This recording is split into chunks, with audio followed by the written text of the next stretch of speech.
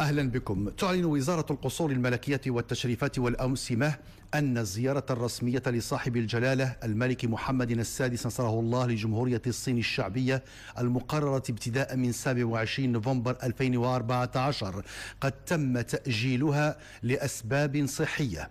وقد أكد الطبيب الخاص لجلالة الملك بأن جلالته حفظه الله مصاب منذ أمس بأعراض زكام حاد مصحوب بحمى بلغت 39.5 درجة مضاعفة بالتهاب في الشعب الهوائية، كما أن الاستقبال الملكي للوزير الأول لجمهورية كوريا معالي السيد شانغ هونغ وون الذي كان مقررا يومه الثلاثاء 25 نوفمبر بالقصر الملكي بفاس، وكذا مراسم إعطاء انطلاق أشغال سد مداز قد تم إلغاؤهما لنفس الأسباب.